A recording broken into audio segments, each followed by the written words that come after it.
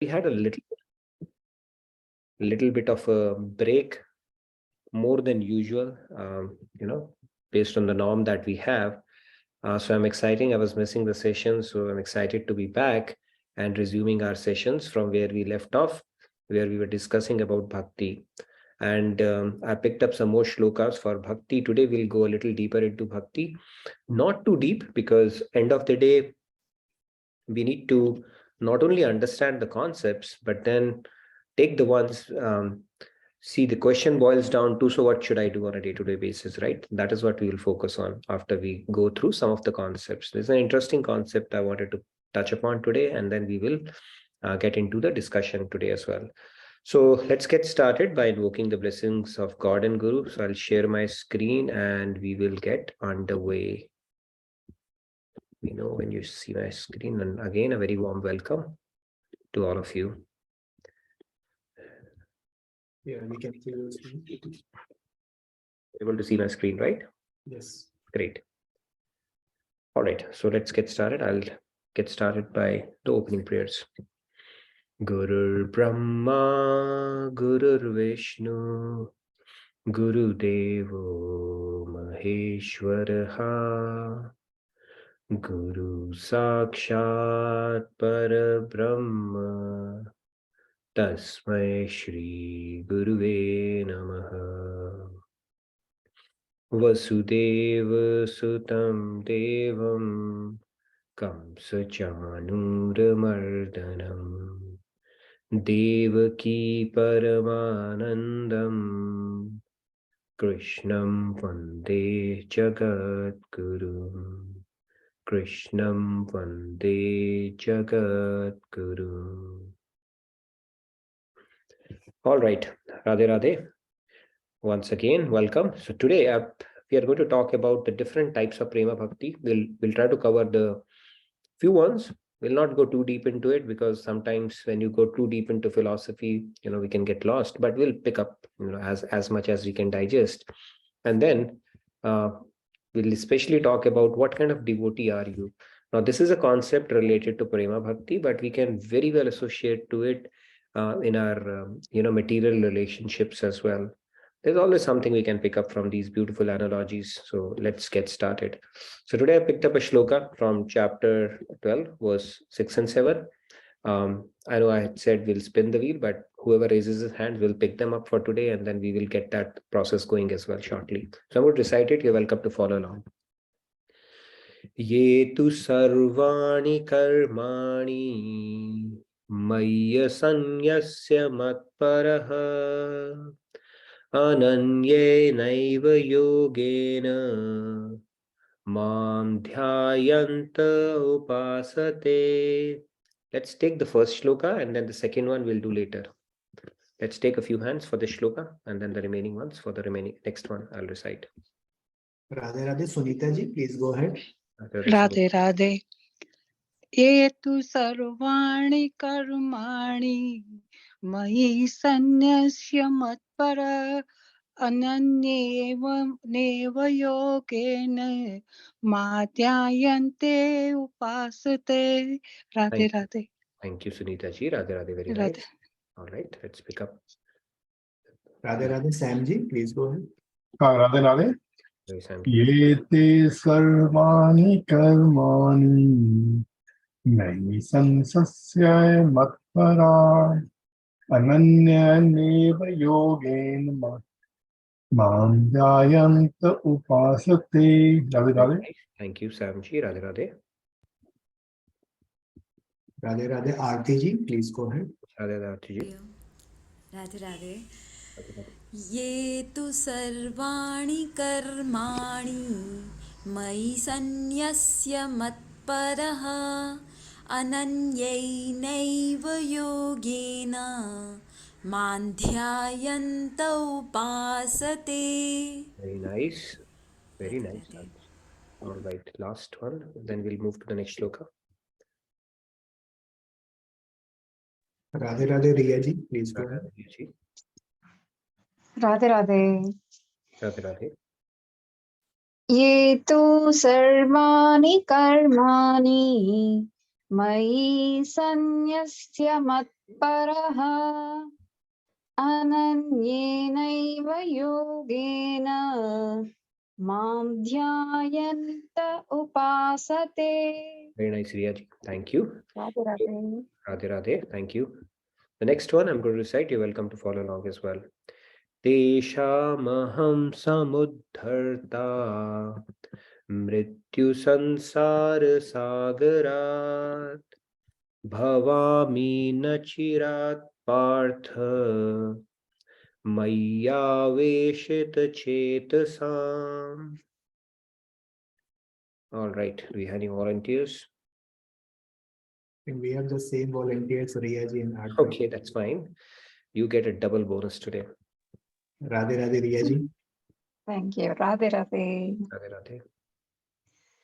Tesham aham samuddarta mrityu samsara sagara bhavami nachirat partha mayyaveshita chetasam.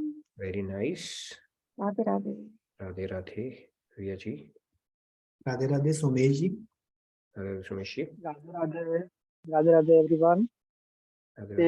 Teshamaham samudharata mrityu sansara sagarat bhavami nachirat partha maya vesita chetasam. Radhe Radhe. Radhe Radhe Sumeshi. Thank you very much. Radhe Radhe Sunita ji. Please go ahead. Radhe Radhe Sunita. Radhe Radhe. Tesam aham samudrata mrityu sansar sagarat bhavami nachirot partha maya vesita chetasam. Radhe Very Radhe. nice. Thank you, Sunita ji. Radhe Radhe. Radhe Radhe Ji Sharma ji.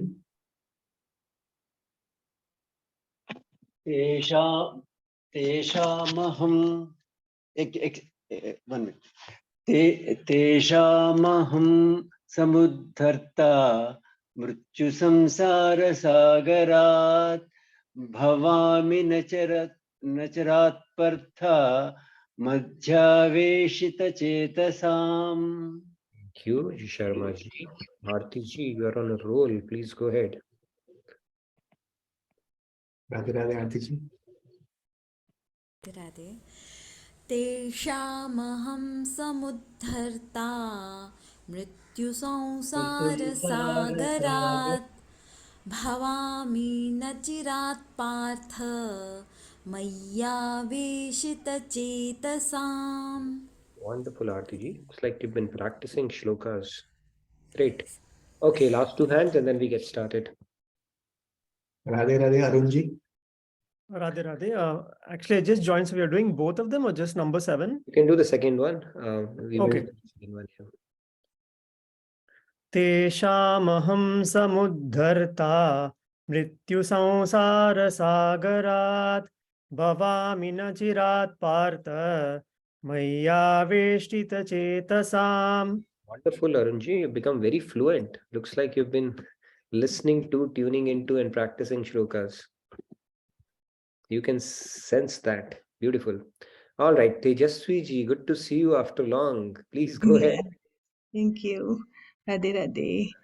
Tesham aham samuddarta mrityu samsara sagarat bhavami na chirat partha maya avishita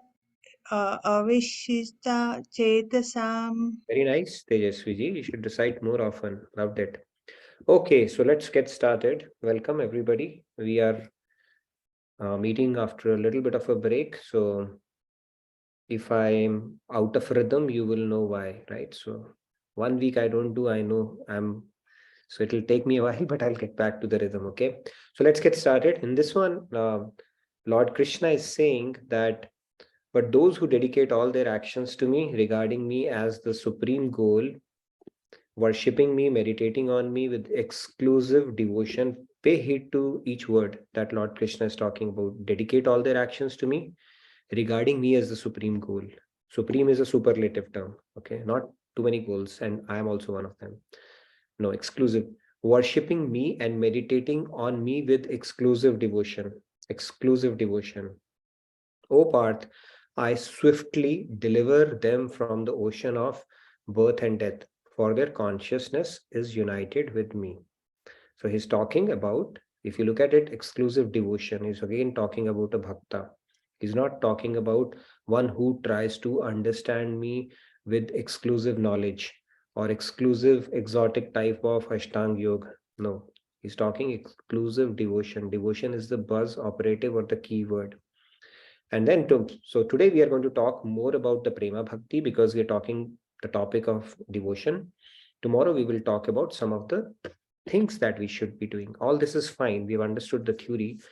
Just tell me what I need to do on a day-to-day basis. That used to be my question always. It always helps to know the theory, just to set some goals and see how much we are able to align to them.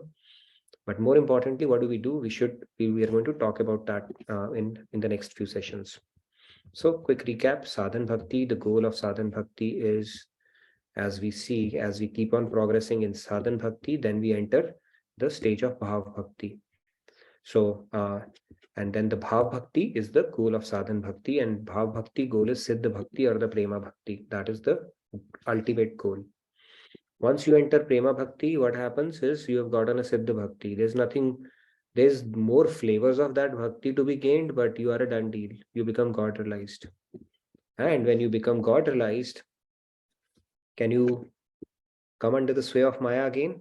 That today you are God realized, tomorrow you are under Maya, and then day after you are again God realized. It will never happen.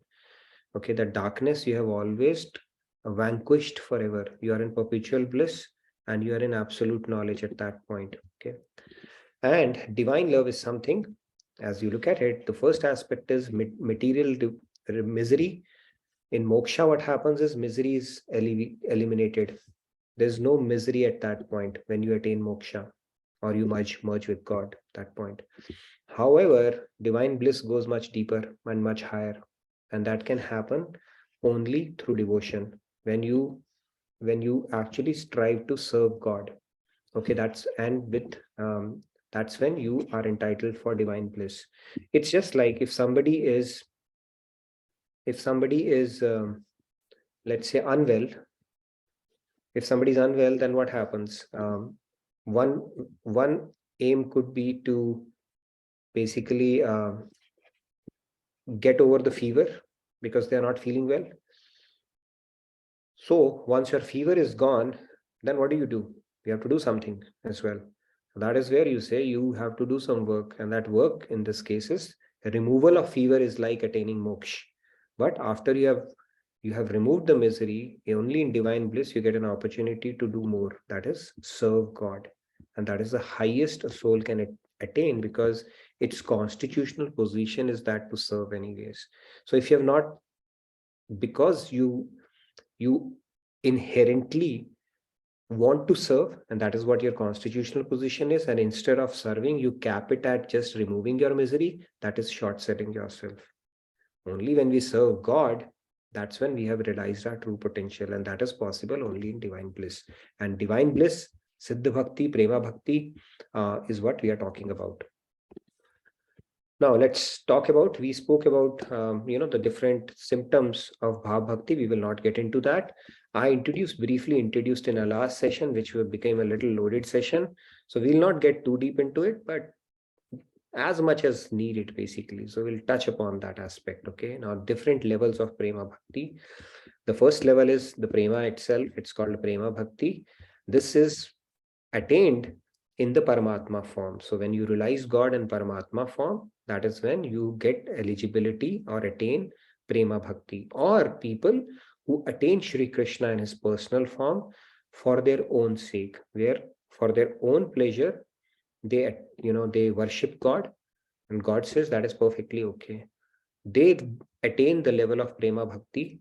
Now just remember, on the right hand side what you see, Prema Bhakti, Sneha, Man, Pranay, Raga, Anuraga, Bhavavesh and Mahabhav.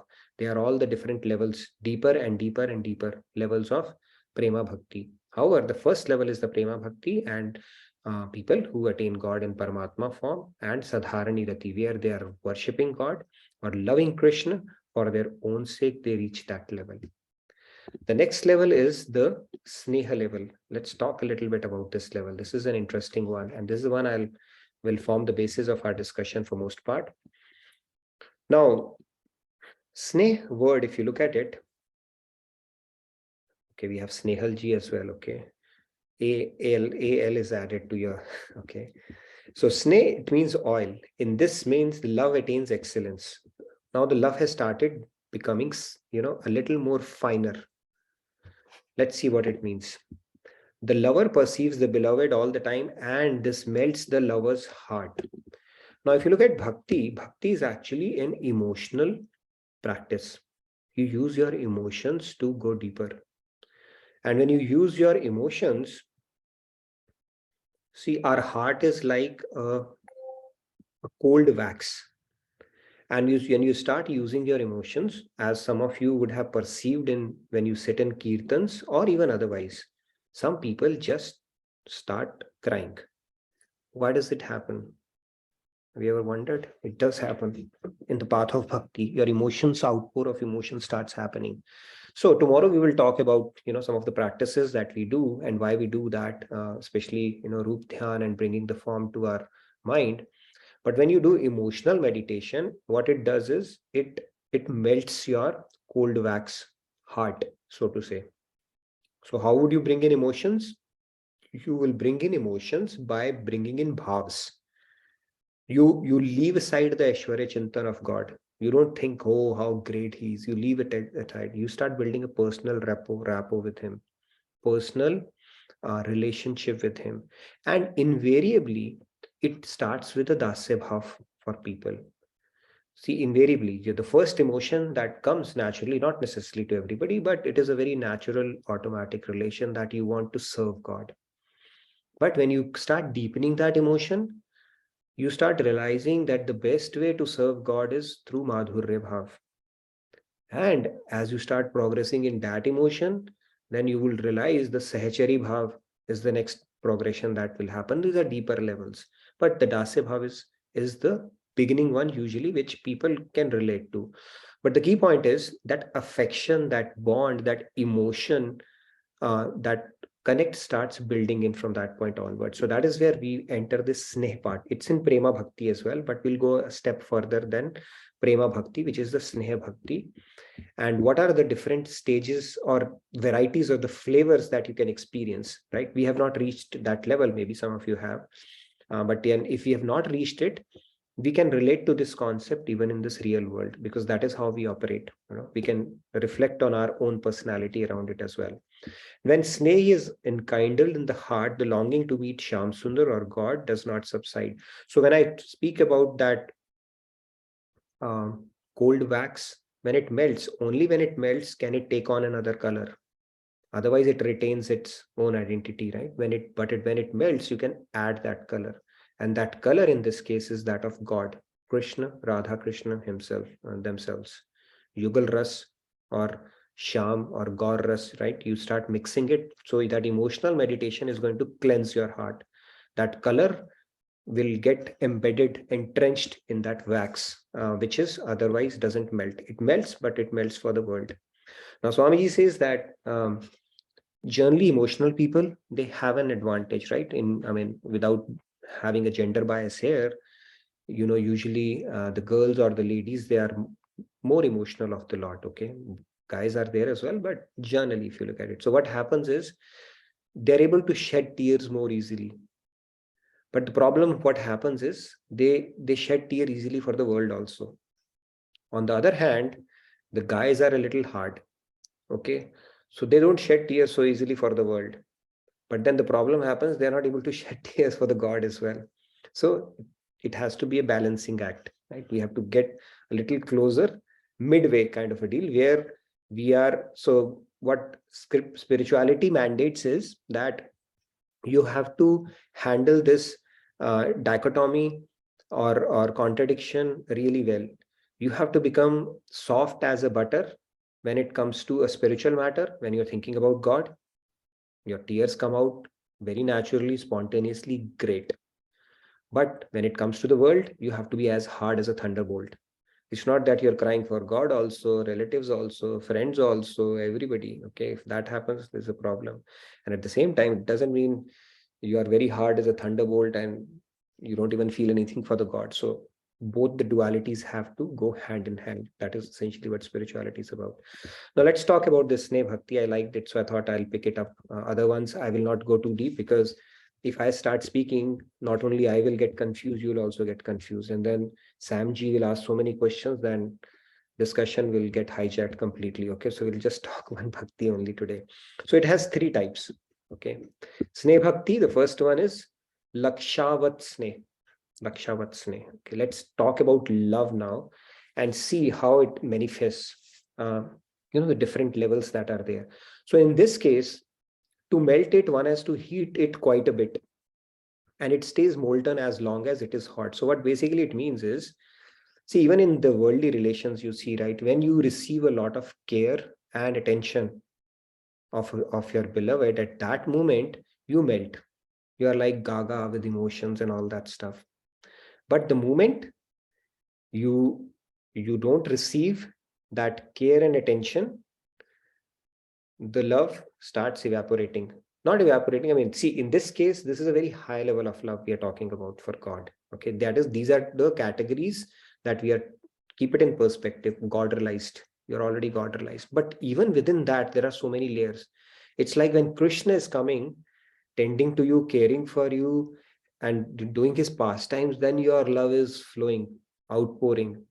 But when he gives you Vyog and all, your love also, it's like that flame is like, okay, whatever, it can happen. Okay, so maybe an advanced concept, but in the world also it happens. You see, right? When we come in contact with somebody, we meet them after so long, we are like all over, so many emotions start outpouring and stuff like that. But when they're gone, it's like out of mind, out of sight, out of mind kind of a scenario can happen. So this is the Lakshavat Sneh, the very first category of Sneh that devotees have even after God realization. Okay. The second one is called Grit Sneh. Grit, if you know, Grit is a Hindi word for ghee. And ghee, I think in Western culture, that there's no word as ghee. Maybe they have introduced now it in Oxford dictionary or not. Ghee is nothing but the clarified or the purified butter. Okay, so if you heat butter, what comes out is called a ghee. So now this category, let's understand this category, what happens in this category. See, if you understand heat, temperature, or you have done cooking, it's very, very normal, common sense, but just understand, map it to devotion. So in this case, something similar happens. It's purified ghee. So when you put it with warmth matlab, that you get the sanyog of God at that moment, and you are getting the care and attention from the beloved, right? For example, if you are doing meditation, or you are, Krishna has enlivened it and he's giving you his association at that point. At that moment, it will melt. However, in order to add more sweetness, it has to be in that molten form. So that means first care and attention, then it will become sweeter and sweeter and sweeter. So you need to add sugar to ghee in its molten state for it to become one with sugar. So that is called Grit category. Even in world, it happens, right? When somebody is in front of you, your emotions outpour and all those things happen. And even the sweetness increases when you have the association of that person. This is called Grit. Technically, this kind of Sneh is greater than, okay, we'll get into that. And the last one, let's talk about, in Grit Sneh, the sentiment is, I belong to him. Okay, that is the sentiment. And then the Madhu Sneh, in this, what happens is, if you look at Madhu is honey. It is sweet by itself, we know that. And the temperature fluctuation does not impact its consistency. Okay, that is the technical difference. What it means is, this love will keep on increasing without any attention or association of the beloved, and love never diminishes. It's a very high level of Sneh. Okay, I don't know if in the world it can happen or not, it happens. But this is considered as a very, very high level of state. And the predominant sentiment in this emotion is, Lord Krishna is mine. And that is why I love him. That is a dominating relation. Between these three, if you were to compare, this one is greater. The Grit Sneh is better, not greater than Lakshavat Sneh, because even though it is conditional, but then you are able to add sweetness to it. And Madhu Sneh anyway is sweet. Okay, it is what you call proximity agnostic. Does not matter whether Krishna is there or not. It will retain that sentiment, not only retain, but keep on nurturing and increasing that sentiment for God. That is the level of sneh a devotee feels in this stage. Okay, in world, we have to, I don't know if we can practice it or not, but we can think about, how it operates actually, and it continues even in the spiritual world. So the sanskar here says is tat sukh sukhitvam. That is why Narad Bhakti Darshan and all the teachings of Maharajji and Swamiji keeps on reiterating is selflessness in all the that would help us build some of these sanskars that will help us even after God realization. Okay, now I know it's a pretty deep topic, so I'll not get too deep into the remaining stages, because then you have man, and the more intensified stage of man is called pranay bhakti, then raga bhakti, excessive love, experiencing miseries for the, so even when you experience misery, that is for the pleasure of beloved, it becomes a great source of joy. It is after God realization. Do not think about material miseries, okay? And after that comes anurag. It's a much more refined form of love for God. And then comes bhavavesh, just one shot of the mahabhav. The symptoms of love, they are not hidden at that point. In other, you can hide it probably, but in this, they are not hidden at all. And then you come to Mahabhav. Mahabhav Bhakti is something which is reserved only for Madhurya Bhav. Other Bhaktis, I will tell you, from all the way from Sankhya Bhav to Vatsalya Bhav, you can experience other bhavs, but this one is reserved only for Madhurya Bhav. And even beyond Mahabhav comes Madanakhya Mahabhav, which is reserved only for Radharani. A Jeev cannot get there. So a Jeev's maximum cap is till Mahabhav Bhakti. And only when you come in contact with a great fortune, in contact with a Rasik saint, do you know how to actually reach that level or progress on that path. Yes, Rahul, you had a question? Radhe Radhe. Yeah, Sanji has a question that how is Lakshavat lower than the Grihit one from the side of the devotee sentiments? So if you look at it, the only difference as I can see is that adding of sweetness aspect is missing, right? It's like it is capped. It'll melt, it'll harden, it'll melt, it'll harden. And in the Grihitvat, it'll melt with the association, but you have a potential to sweeten it as well further by adding sugar to it. So some technical difference. Okay.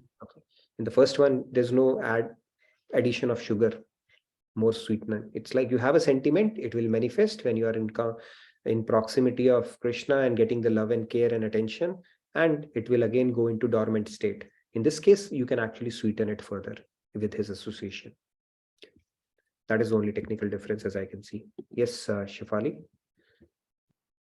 Yes, Radhe Radhe Mithunji, like someone has asked that can you share some examples of how to be hard as Thunderbolt in the real world, but be empathetic at the same time, like how to be hard like a Thunderbolt and empathetic at the same time? If you can share some example of that. I don't know. See, yeah, these are the things, the dualities, how do we deal with that? So hard as a Thunderbolt means it's a state of your internal mind where you don't get,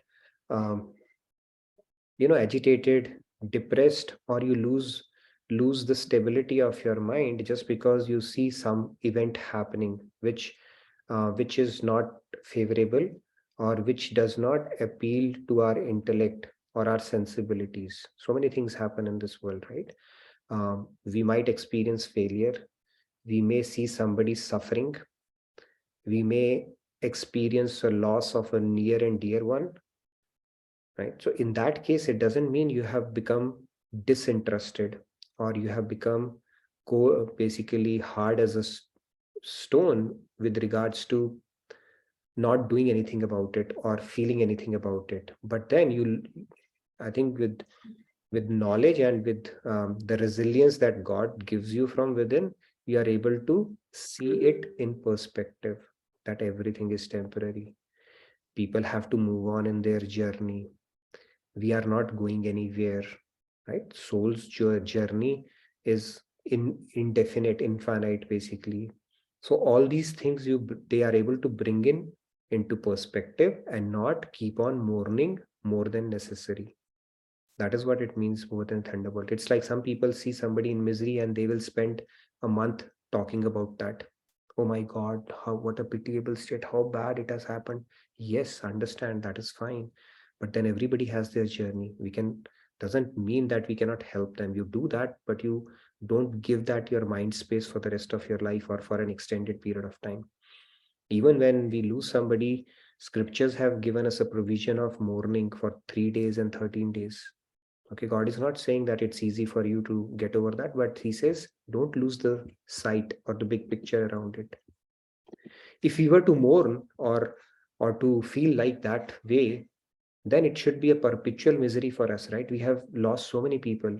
We have lost ourselves so many times.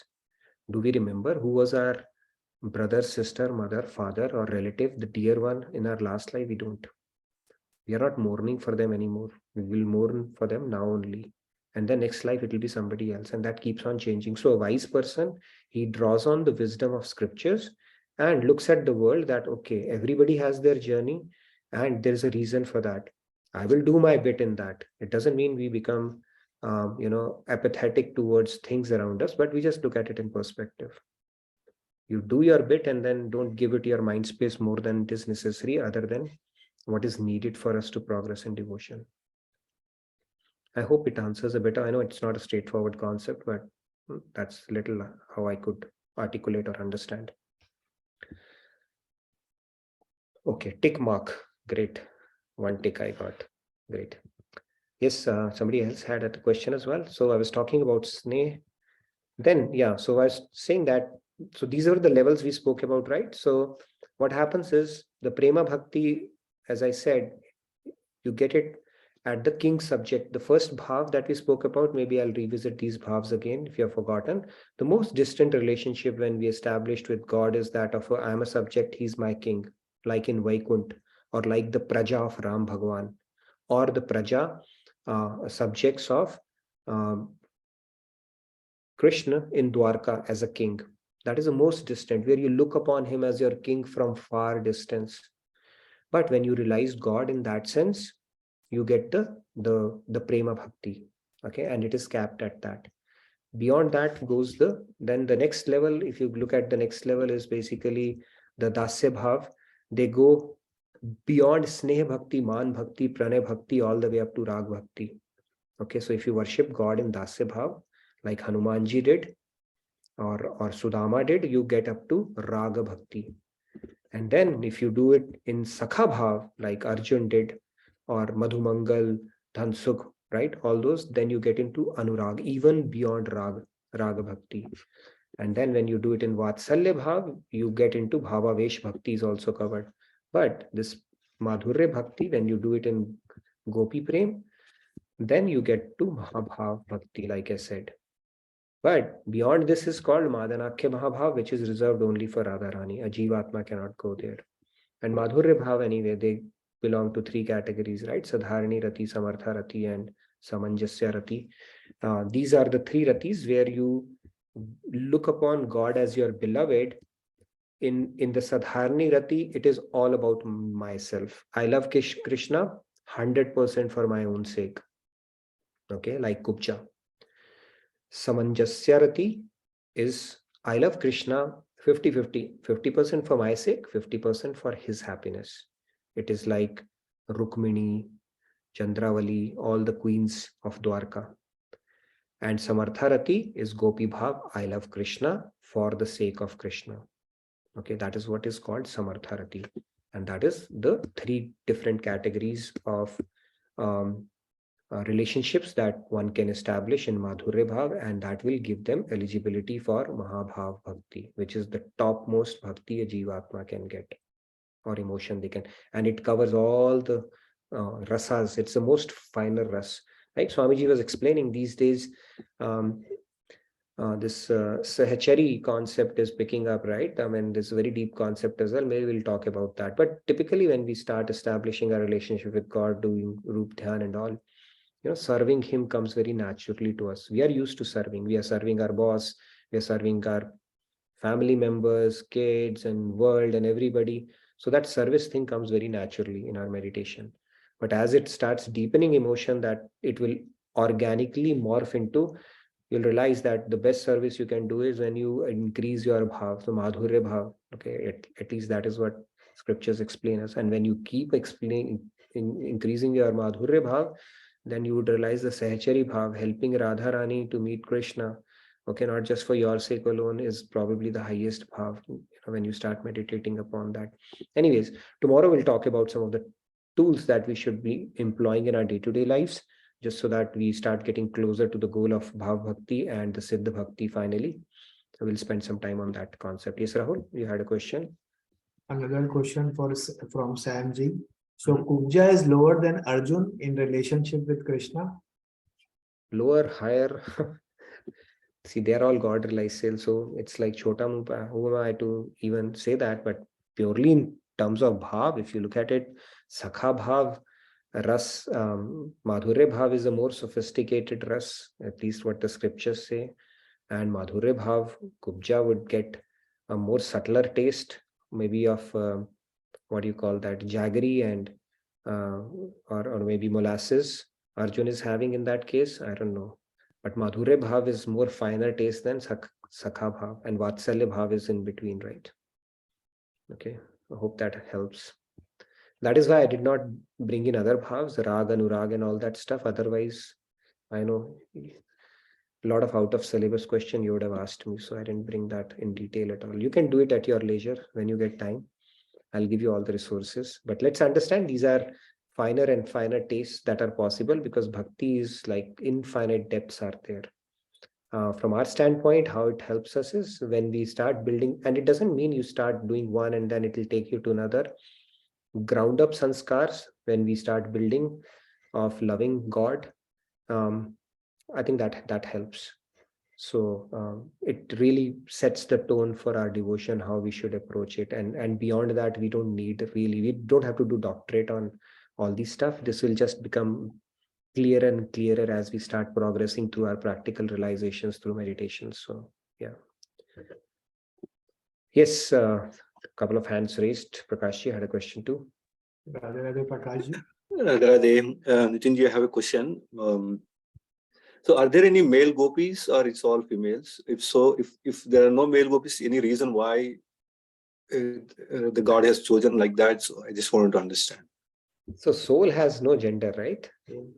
So yes, right, but the depiction of all the gopis for us material mind, we are still not there yet, right? So but at the end of the day, it's a Leela, right?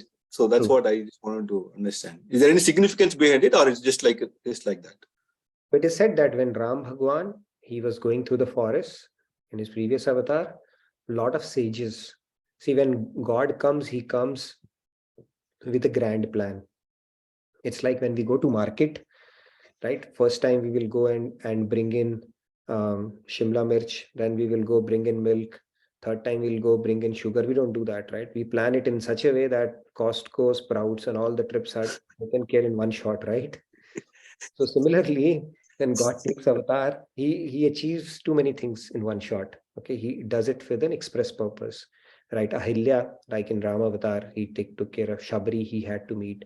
Similarly, it is said that there were a lot of sages, right? Sages, they were male sages in that particular avatar, who were sitting in their forest, who would meditate upon God in Madhurya Bhav. So in that avatar, because it was a Maryada Purushottam avatar, and the God was not in his full form in that avatar, right? He still hid some of his attributes. So he kept on saying Tathastu, Tathastu, Tathastu to them. And he said, next time when I'll come, I will meet you in Madhurya Bhav as Gopi. So that is how it unfolds typically. Gopas were there, but they had Sakha Bhav for him. Yeah. So yeah, if when people perfect that, I think there are a lot of sages who have actually perfected devotion in Madhurya Bhav, even in male bodies. Swamiji, if you comes, you can ask him that question. He has actually explained that to me. It has happened, but that is a pretty advanced stage. But like even in Krishna Avatar, he said that the gopis who came in, they were all three categories. First were the Nitya Siddh ones who descended along with Krishna to serve him. Second one were the Jivatmas who had perfected their devotion, like I spoke about some of the sages and all. And the third ones were the Jivatmas who were on the tipping point. Tipping point means almost perfected. They are given an opportunity or a dry run in God's avatar to, complete their or perfect their devotion. So all three categories were there. Thank you so much. Yeah, no worries. Yes. Now, the Gopis of Braj, wanted to talk a little bit about them. They enjoy a position higher than even that of Brahma. Now, Brahma is considered the highest devotee of God. Okay, because Brahma, if you remember, is a Jivatma. It is a post. Okay. Sometimes what happens is, it's like in army, right? In Indian army, when you don't get a eligible candidate, just for the sake of filling the quota, they will not do it. They will leave those positions empty. Similarly, for the post of Brahma, if God doesn't find a suitable Jivatma, it can happen, right? You may not have an eligible soul. Then God himself takes on the form of a Brahma as his plenary expansion, like he does with Mahavishnu and all. But typically, Brahma is a Jivatma. You and I can become Brahma as well. But for the great service or the duty that Brahma does for God, after Brahma, he immediately goes to God's abode. So Brahma is considered as the biggest devotee of God. Just think how much hard work he does. Any CEO of the world cannot even imagine what Brahmaji does. Every one kalpa, so many toys he creates and then unwinds and then creates. For 100 years, he continues to do that for God. And look at the sophistication of the genius of Brahmaji, how he packs the, even a gene we cannot study completely. And that is a liver he uses to pass on all the hereditary stuff, right? All the genetic code that is packed in each one of our chromosomes and stuff like that. Like amazing work he does. And he's considered the biggest devotee of God, Brahmaji. But Brahmaji, protector Vishnu and Shankar, Gopis of Braj, they enjoy a higher position even from them. Just imagine a Jivatma, the illiterate Gopis, they hold a better position than them. Why? We'll see why. Now, the glory of Gopis is such that, Lord Brahma, he's not able to attain their foot dust despite performing severe penance for 60,000 years. Our scriptures mention that Brahma, he says, I just need a foot dust of these Gopis. God is enslaved by them. And he performed severe penance to get that, and they don't get it. Right? Big Gyanis like Uddhav, they want to get the foot dust of Gopis and they desire to become a blade of grass in Golok. That is their aspiration. Just imagine blade of grass. And you can't imagine even that has a lot of bliss in Golok. Okay, it's not an ordinary glass for sure. So in Golok, everything is like Krishnamai, super blissful. Even the ornaments that Krishna wears, Radha wears, they are not ordinary. They are sages, saints, and their seva is to be touching their body all the times and making beautiful sounds. Not ordinary material. I don't know what kind of sounds they will be. That is their seva. So that is what happens in Golok. Now, what are some of the characteristics of gopis? Let's understand that. The name Gopi itself is, they possess intimate knowledge of divinity of Krishna, yet they do not reveal it. So it's not that they don't know who Krishna is. They are able to carry that knowledge and yet leave that Aishwarya Chintan apart. They have practiced it probably. So they have that knowledge. They know who Krishna is, but they are able to keep his Aishwarya Chintan off. And they adore Lord Krishna as their beloved. It's in Madhurya Bhav. And then they have surrendered everything, including their own self. Tat Sukh Sukhitvam is their punchline. There's no notion of self-happiness, not even a trace of selfishness in their love. And every action is solely aimed towards the happiness of Sri Krishna. And they keep their love Gopaniya again. That is why they're called Gopis as well. So these are some of the characteristics of Gopis. And Gopis is the epitome of, basically, they epitomize selfless love. There's nothing beyond to think, if we were to think about that. The illiterate Gopis of Braj. And they these are the gopis which get to the highest state that we spoke about in the previous slide. I had showed you the Mahabhav slide. That is where gopis go. Rest all relationships, they go up to Bhavavesh Bhakti, including Yashoda Maiya. She also does not get the ras of Mahabhav Bhakti, which only gopis get because of their selfless love. See, even in motherly relation or Vatsalya Bhav, there is a sense of entitlement. Kanha, come here because I am calling you and I'm your mother. There's a bit of entitlement there. But in gopis, absolutely nothing. Krishna was less than 4 miles away or 12 kilometers away from where gopis were, and he gave them a viraha of 100 years, and they did not walk up to him. Why? Because why should we? I mean, not that they had an ego problem. It's because they said it's in his happiness, our happiness lies. So if he chooses to desire, he can come. But if he chooses to give us another 100 years of viyog, so be it. If we were to die crying, thinking about it, so be it. That was the level of their love, not even a trace of selfishness. And that is why they get the highest entitlement or the highest position on the path of bhakti, which is Mahabhav Bhakti. So this was a lot of theory on bhakti. We will revisit in more detail when we get into some bhakti shlokas, but I thought it was a good segue. Maybe it broke a monotony of our philosophical discussion on the knowledge itself. But tomorrow we'll do some practical tools, and then we will be back on track with our chapter 3 and chapter 4 as we discuss Bhagavad Gita 1 verse a day. All right, any questions then? Radhe Radhe Sanji. Radhe Radhe. Radhe Radhe. From that chart that you showed regarding Prema Bhakti, I asked seeing that chart only, Nitinji, that Sadharana Rati means Kuja comes under Sadharana Rati. Even though she is in Madhurya Bhav, the level of divine love is lower than. Okay, no, okay. I think I should have put it like this. I should have put it. Okay, I get your point. Sadharani Ratiya, she's getting up to Prema Bhakti. So yeah, so if you look at it, very true. Even though she's in Madhurya Bhav, but the level of ras that she's getting is lower than that of Yashoda Maiya or Arjun. You've got a point. Very true. Yeah. Okay. But I'll clarify, if should it be like this within Madhurya Bhav, or should it be like this where it goes up to Prema Bhakti? It's a very good question. I think you must have been a great student. You've got a keen eye, so I'll clarify it for you. But yeah, all are God-realized people here, okay? Nobody's less or more here.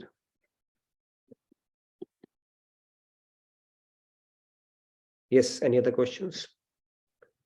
I know it was a little loaded topic today, but we can do it once in a while. Can I make some announcement, Nitinji, before Sure. we Can make an announcement and then we'll continue. I'll touch upon a few other things as well. Let's make the announcements and then we'll get back to it. Hope you enjoyed our Sanskrit event that we celebrated with so much of fanfare and celebrations that we had. Yeah, go ahead, Rahul. You can make the announcements. One of the major announcements is about the Sadhana and Seva Day, which we will be having this weekend on January 28th at RKT Dallas. So you can, I have put up the link in the chat also. So it will be a pretty magical experience for you to see how Seva, Sadhana and Satsang lifestyle, everything will be there. Apart from that, Swamiji's India tour is right now, he's in Baripada, 25th to 29th January. And then he will be going to Tata Nagar on 1st February. The details are in their chat. Apart from that, we have the links available now for family camp, which will be happening from 4th July to 10 July 2023. The details are also in the chat. I think those are the major announcements. Thank you, Rahul. All right. So the grit and the madhu that we spoke about, right? Even in real world, we should actually strive to see the relationships. If actually the ability to love like madhu starts coming in when we love somebody for who they are or selflessly. But when we are doing it for our sake, we'll never be having that condition, because then you're already putting a condition there. Only when they give you what you are seeking will you be able to reciprocate, which gets into the grit and the other category. But when you do it just for who they are, then those sanskars of getting into that honey starts building in. All you need all you can offer to anybody is love, that is an ideal state actually, right? Saints have that. We don't have it. We don't have that ability as yet. But it is conditional, every relationship. I remember when we were in college, there used to be a tradition, every now and then, when the last day of college would come, somebody would run with something in hand all the way up to when the train is about to leave. Okay, such an emotional, melodramatic scene would happen. Okay, as if for the rest of the life they are not going to live. But then life moves on, you forget and you move on, right? It happens. Same thing happens in marriages also, like, when they take 7 rounds, saath jiyenge, saath marenge, we'll do this and that, and after a while we know what happens. So actually the ability is not there because everything is tainted with self-interest. The moment there is a full stop there, everything evaporates. We are talking here about God realized. Okay, there it becomes dormant. Here it evaporates.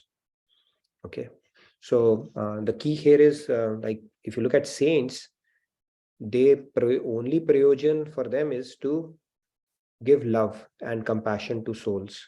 They're able to do that, and yet when they look at worldly miseries, it's not that they keep on crying. So they are actually practicing that dichotomy that we spoke about, hard as a thunderbolt. They will give words of empathy. They will say, do this and that, and they will offer compassion, but it is not breaking it down from within, because they understand the big picture around this world, how it's meant to be, right? People pass away, reversals happen, failures will come. So when we start giving them more mind space than it actually warrants, then it becomes problematic. And we keep on doing it for different people in different lifetimes. We don't even remember whom we cried for in our last time so much. Now we have conveniently forgotten them, right? Because if God could make us remember everything, then whole life we'll either be crying or thinking about it. So he makes us forget. Okay, any other questions for the topic for discussion that we did today? Tomorrow we'll talk about, so okay, all that is fine, all these high funda concepts, then what do I do? That is what we'll talk about tomorrow. Yes, Prakashji. Just one follow-up question, Nitinji. The 6 aspects of surrender, right? So if you follow that diligently, where does it fit us into this the levels of bhakti, sadhana bhakti, bhava bhakti, siddha bhakti, right? So if you fulfill all those 6 aspects, do we fall into the sadhana bhakti level or bhava bhakti level, or what level of bhakti that we get into? See, surrender is a byproduct of love in a way, right? When you love somebody, surrender is probably a consequence of it. Shouldn't it be like that? Maybe. Yeah, but see, if you look at all the 6 aspects, none of them actually talks about love towards God. I can only get the feeling of maybe Dasya Bhakti or Shanta Bhakti at the max, right? And not beyond that. I'm not able to visualize beyond that. 6 aspects, if I look at it. So that's where I got a doubt whether is it. See, again, in one of the scriptures, Swamiji books also, it says, because if you diligently, again, it's not easy, I know, if you diligently follow 6 aspects of surrender, you get a God's grace, right? So that means you got God realization, right? But at the same time, if you look at all these leelas and then love concept, it's completely different level, right? So I just wanted to try to connect this, because for me, that is simpler for me to follow rather than this, because I try to adopt every day this 6 aspects of surrender. But this love is something difficult for me. But that's where I'm trying to see whether is that enough, or should I really? So let's look at it. Yeah, I get that question. Let's look at it one concept at a time to align with the will of God, right? To desire in accordance with the will of God. So let's say if you are in a Shant Bhav, you will say, "Is my king and he knows what is best for me." Right? You will do it like that. Or you will say, "He's my master. Okay, I should just leave it up to him, whether he gives me salary or not, or what he's giving." Or if you're thinking he's my friend, then he's my friend and my well-wisher. So I think you can practice surrender in that sense as well. Firm faith that he's protecting me. Again, you can think of him as a king or your master, or as your beloved, like, okay, he's my, like we feel even that this person is so close to me, my parent, they are going to protect me. So I think all the principles of surrender can be practiced simultaneously with the bhav that you are practicing. Really, the position would change. Either you're thinking them as your friend at that point, or your beloved who has your best interest in your in their heart and stuff like that. So because that practice would come in your sadhana, right? Even the other day you asked, right? Karam yoga also. Even as a beloved, you can practice that, right? Okay, I love you, so I'm doing it everything for your pleasure because I know you're watching me, and I want to impress you all the time by putting in my best. So Right. I think it's a practice through our sadhana where I think it will shed more light and clarity to it. But I think each bhav can go silent. There's no contradiction as such. Okay. Thank you.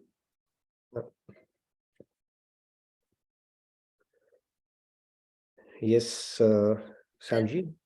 Yeah, Nitinji, yesterday Swamiji was telling the basis of all bhavs is service, right? That True. service. So surrender actually is like accepting our eternal position as servant, eternal true. servant. Very true. Very true. And surrender basically, yeah, it's basically accepting our constitutional position. Love manifests in the form of service only. See, when you love somebody, you want to do something for them. It's not like I love and you sit. Has it happened ever? When you love somebody, you typically do something after that.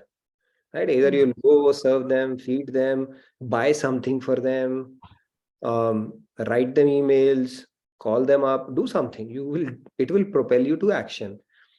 So that is essentially it's an organic manifestation of your seva, right? Love basically. Seva is an automatic manifestation of that. So when you love somebody, you will automatically feel like doing something for them. And seva anyway, if you look at it, we are part of God, right? So our constitutional position is that to serve the whole. So it's a spiritual principle actually. No matter who you are, you have to do seva. If you're not doing seva of anybody, you will pick up a dog and start walking them around. You will still be doing seva. Okay. Or you'll be doing seva for yourself. You'll be hitting a gym. So everybody has to do seva. Now, in which direction you pick up seva is your choice.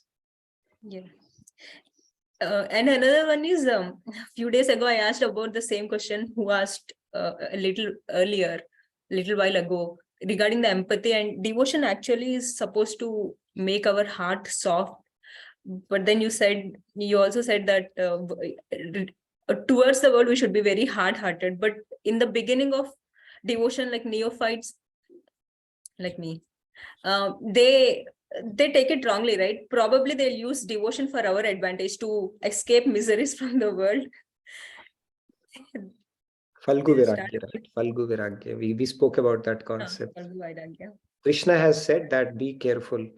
You start using devotion as an excuse to run away from miseries and from your responsibilities, then you'll be neither here nor there because it's an internal state of mind. We cannot use devotion or spirituality as an excuse to run away from our worldly duties. Yes. Yeah. They don't empathize with others' feelings also. A few people. Empathy would come. See, it's like why do we fight with people? Why do we get angry at people? If you think about it, Swamiji gives such beautiful, if you just observe his responses and think about it, you will get it, how deep he say when you do it with love or with an intent of actually helping somebody, then anger will not come. Right? Okay. See, when we say I want, this guy will be like this if I don't do that or say that to him, it's a very wrong argument. Do you think that the other person would truly improve when you fight with him or become angry? It's our ego and pride and other things are venting out that is taking center stage. But if you're doing it with the compassion that you want to help somebody and you have their best interests in heart, anger will not come. So it's our selfishness also that causes anger because that self-interest is getting blocked. Okay. But these are advanced stages we have to practice mindfully as best as we can, right? And tomorrow we'll talk about some of the tools, how meditation, root dhyan, seva, satsang, staying away from kusangs, they can help build all these virtues, which will leave us a lasting imprint on our day-to-day undertakings. Okay, 3 more questions then, and then we can have a little bit of a devotional segment today. I guess we deserve it because we are starting after a break. Last 3. Radhe Radhe Sneha ji. Radhe Radhe. So following up that topic of misery, so very initial period, when someone draws towards God, so there could be different reasons, and misery is one of them most of the time. So it can start from misery, but it can get transformed to different bhavs. Is that correct? True, very true. It's see, in Bhagavad Gita only, Lord Krishna said that Chatur Vidha Bhajante Mam. 4 type of people approach me. Yeah. Jigyasu, people who are curious. Jigyasu, Arto, Arthi, Jnanishcha Bhartarshava. So Jigyasu means curious people who are curious. Okay, who's God? What is the purpose of my life? Okay. Is there something more to just living a ordinary life? All these questions, they trouble them. Not trouble them, but they have some kind of a aspiration to know all these things. Second is Artho, that you spoke about, people who get material reversals. Something bad happens in their life that takes them to God. A lot of people happen. Somebody becomes terminally ill. You see, all of a sudden, they will change the course. They change like other day, my brother was telling one of his friends, she detected that she was in stage 4 cancer. And all of a sudden, hijab and everything came up, right? Because now they become spiritual. Artho. So material misery is also one of the reasons that people turn towards God. Third is Arthi. That is where majority of the people fall. Arthi means they consider God as cosmic bellboy. Okay, God, I will give you laddus and this and make this happen to me. They have material desires. Make this happen. They do mannats and all that stuff. They go to Tears with a wish list, big wish list. And the fourth one is Gyanis, the true seekers, who have passed sanskars and who are progressing on their journey. So God says all are welcome. Whatever is the reason, but like you said, this whole process starts with acknowledging God. Okay, there is God. That's the first stage. Second stage that will come is God fearing. You are scared of God. Oh my God, he's going to whack our knuckles if we do something bad. We are scared, just scared of God. God fearing category. And third is God loving, where you simply love God. Tat sukh sukhitvam. So it's a progression. It happens as you mature more in your spirituality and start taking strides towards God. Hope that answers your question. There is a comment from Sushila ji. She says, thank you, Nitin ji. Probably she wants to say for the awesome session. So thank you, Nitin ji. Sure. Please fill out the feedback tracker as well. Okay. Just want to remind all of you. And I'm glad to be back. It was a bit of a break. So I was saying something is missing and now I realize what was missing. Okay. So. Radhe Radhe Vinisha ji. Radhe Radhe, Nitin ji and everyone. So I just had a question. Is it normal to do like different bhavs at different time? So for example, sometimes I feel like doing Vatsalya bhav and then sometimes Madhurya bhav. So is that like normal?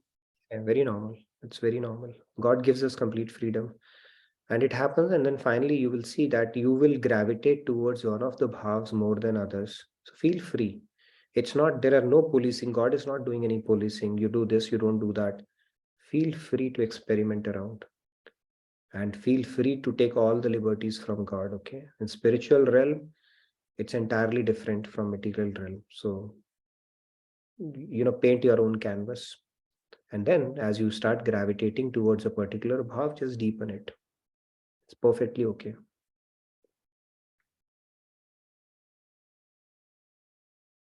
God says, you just take your mind to me and however you wish. You want to put good eyes, do that. You want to put buttons, that is fine too. You want me to put gogs on me and make me play cricket, you're welcome. Or if you want to put pitambar and have a more traditional, that is fine too. All right, thank you. Yeah. And I think one of the questions that keep coming up when we think about God, if you have seen God, right? Like, for example, if I have to think about Ram Bhagwan, I think about Arun Govil. It can happen too. The only flip side of that is that the sentiments should not waver. Now, if you're thinking Ram Bhagwan as Arun Govil, keep that picture. He'll meet you as Arun Govil, okay? At least in your meditations. But then don't temper that bhav that he's an ordinary guy. The other day, I saw him doing that movie and he's then that risk is always there. But other than that, it is perfectly okay. It happened actually. This guy, Lakshman, he was doing shooting and he got beaten up. And you know why? Because he lit up a cigarette and people came, you are Lakshman, how can you smoke? So those kind of things can happen as well. So it's usually a good practice to make your own image in your mind as opposed to doing group dhyan on an image that you become comfortable with on TV, right? Nitish Bhardwaj, it comes to your mind when you think about Krishna or the latest one. It is fine if you can continue, but a little risky because those people tomorrow you may see them as a villain in one of the Bollywood movies, then you'll say, what happened to my Krishna? So it's a bit risky.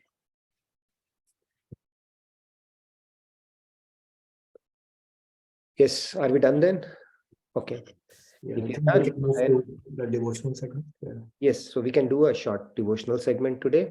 If anybody wants to volunteer, let's do that.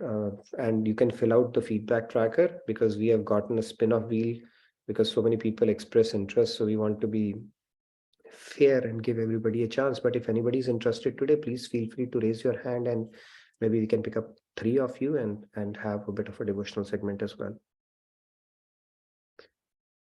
Otherwise, I'll make you hear me today. Okay, not today, but anybody who wants to sing today? Yes, Rahul, you want to do that? Go ahead. Let me also get my book. Give me a sec. Go ahead. Let me share my screen.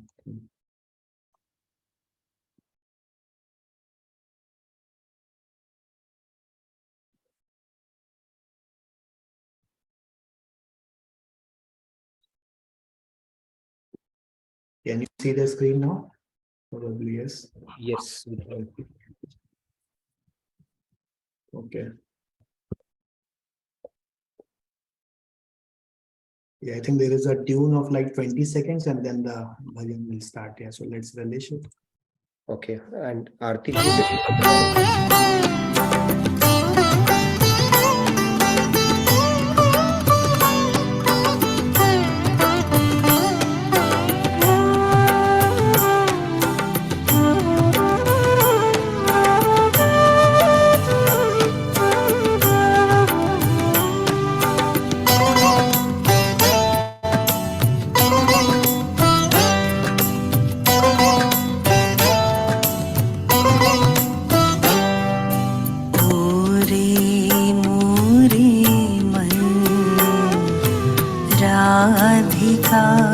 Raman Nishi दिन गुण गान गाए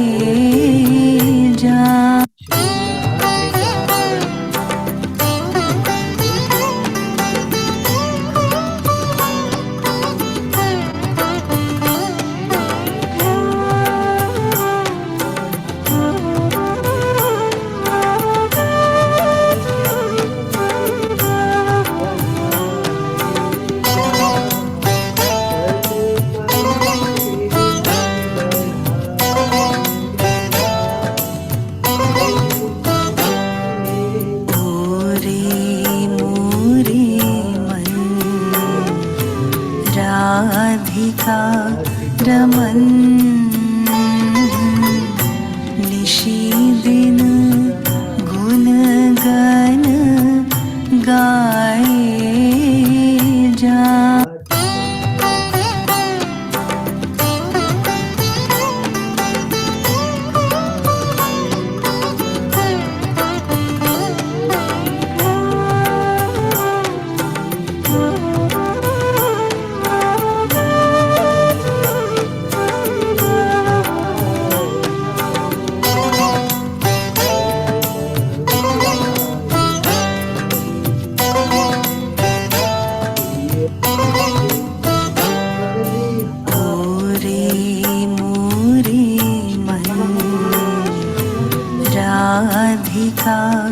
रमन निशी दिन गुण गान गाए जा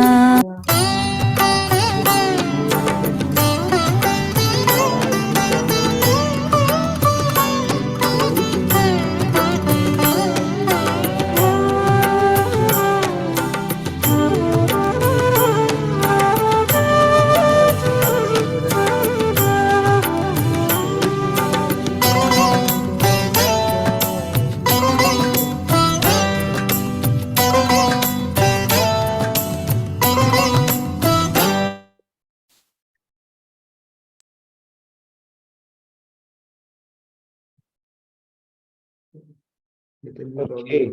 probably. Rahul, you were singing or? We can't hear you, Nitinji. Can you hear me now? Were you singing or you're playing or both were happening?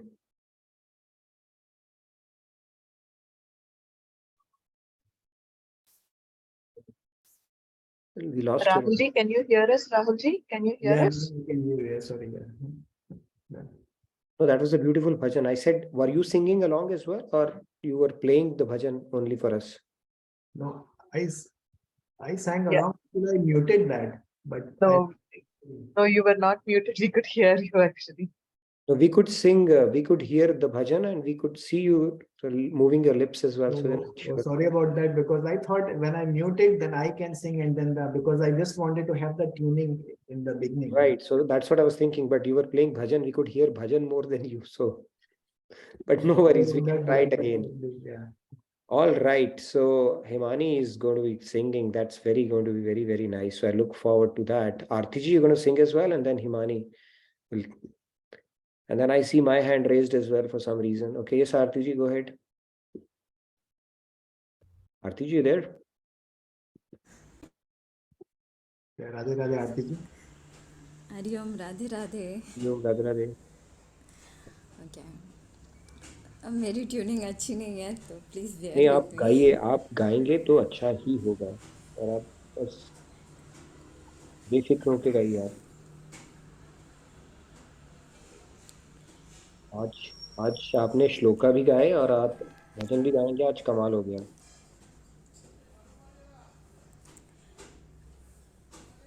Go ahead. ऐसा करता हूँ कि आपको ना स्पॉटलाइट पे डाल देता हूँ.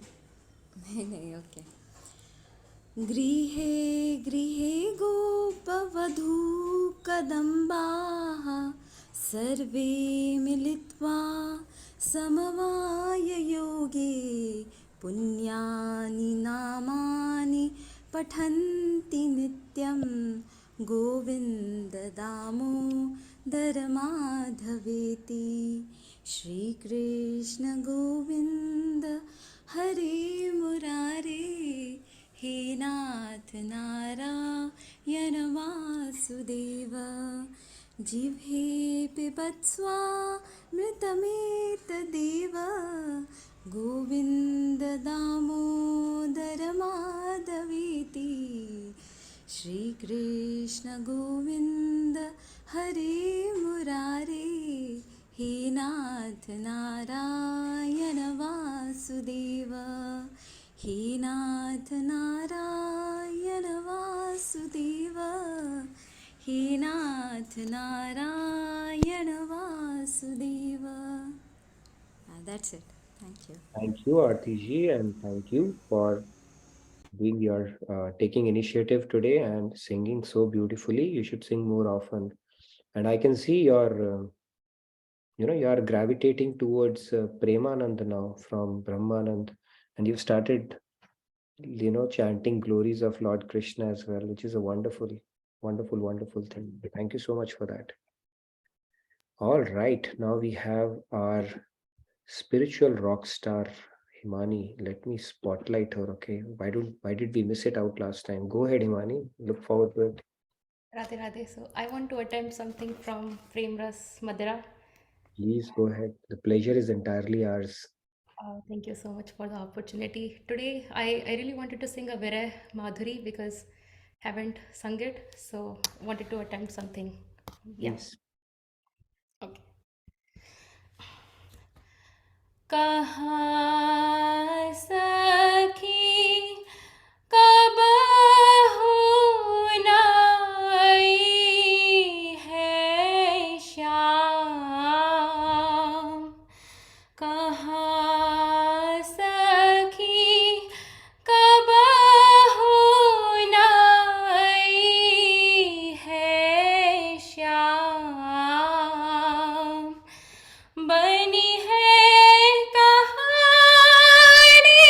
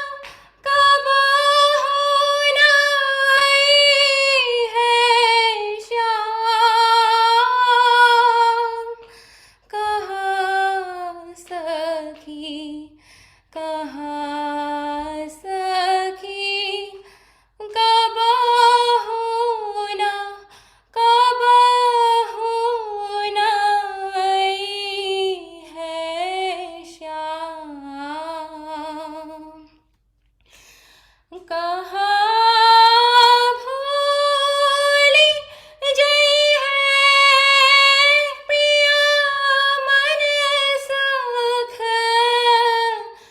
कहा भोली जय है प्रिया मन सुख धन सुख अरु श्री दाम कहा सखी कबहु नाई है श्याम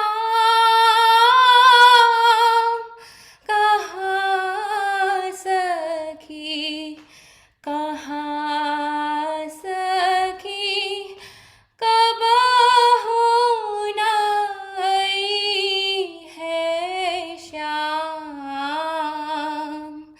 कहाँ सखी कबहु नाई है श्याम कहाँ कृपालु सुरति बिसरई है कहाँ कृपालु सुरति बिसरई है प्राणन प्रिया ब्रज धाम कहाँ सखी कबहु नाई है श्याम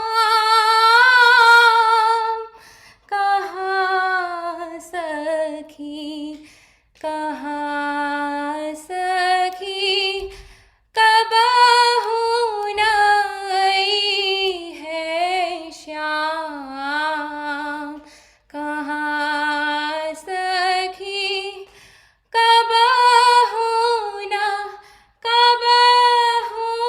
नाई है Shyam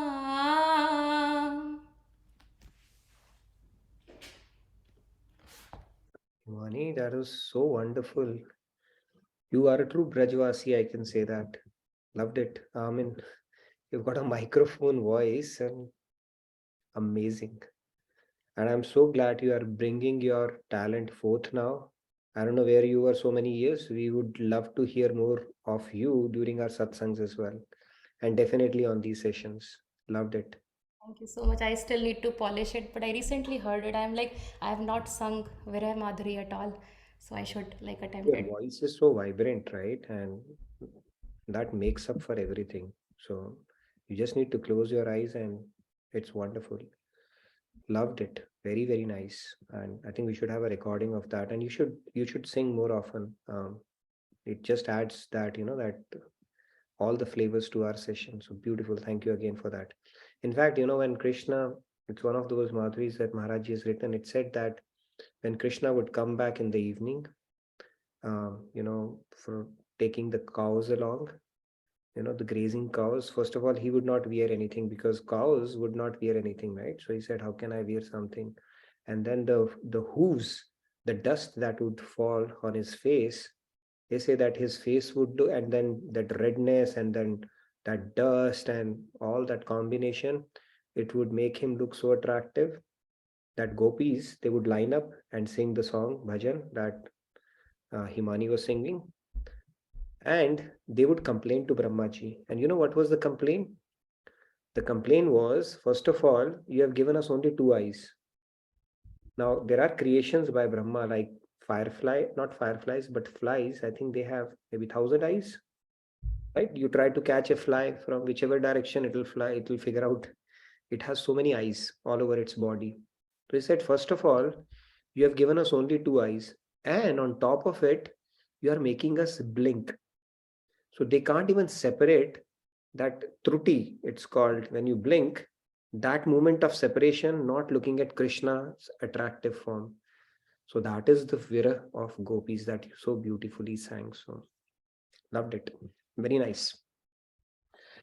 Yes, so after you've had a wonderful dessert, then it is pointless to, serve you the main course again. So I'll sing tomorrow.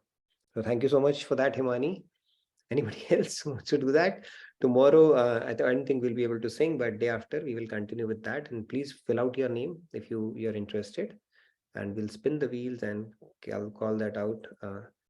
But after listening to your captivating bhajan, I gave up all the plans to sing. Okay, all the ambitions have evaporated now. So thank you, everybody. Thanks for your enthusiastic participation. And I'm glad to be back. And I hope the feeling is mutual. Let's continue for the rest of the week. And I look forward to seeing you again tomorrow. Stay blessed, stay inspired, and stay safe. I'll see you all tomorrow. Radhe Radhe. Radhe Radhe. Thank you, Nitinji. Thank you again, Himani.